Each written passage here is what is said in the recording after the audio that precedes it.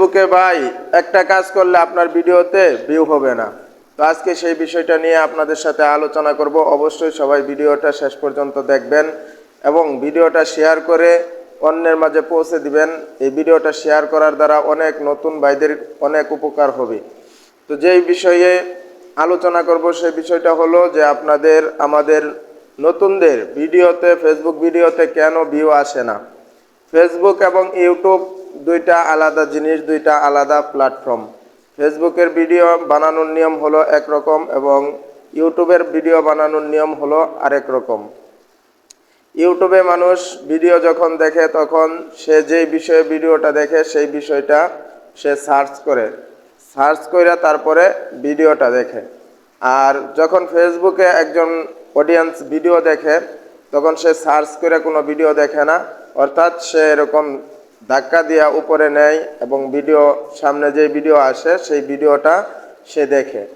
তো এই জন্য যারা আমরা নতুন অডিয়েন্স আছি তাদেরকে বলবো, যখন ফেসবুকের ভিডিও আমরা আপলোড করব, ফেসবুকের ভিডিও যখন আমরা বানাবো, তখন আমাদের সর্বপ্রথম যেভাবে আমরা ভিডিওটা বানাবো সেটা হলো, অনেকে আছেন যারা নতুন আছেন, অনেকে বুঝেন না। সর্বপ্রথম আইসা ভিডিওর শুরুতেই আমরা কি করি, সালাম দিই, আসসালামু আলাইকুম, কেমন আছেন প্রিয় দর্শক।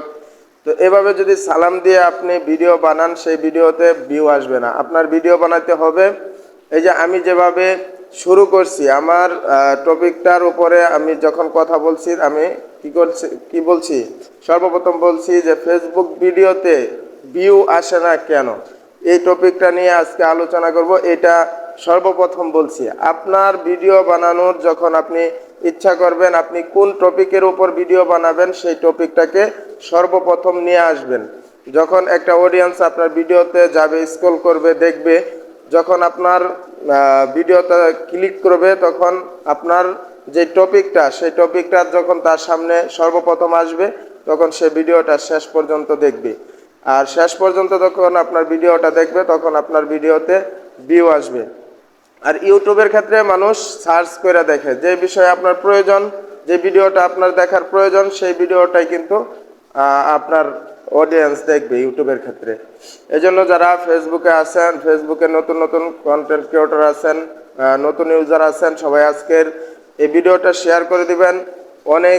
অনেক নতুন ভাইদের অনেক উপকার হবে এবং সবাই টাইমলাইনে শেয়ার করে রাখবেন, আপনারও অনেক উপকার হবে। তো যে কথাগুলো বললাম সবাই ইনশাআল্লাহ মেনে কাজ করেন। আমি চাই আমার কথার দ্বারাতে যেন প্রত্যেকটা নতুন অডিয়েন্স উপকৃত হয়।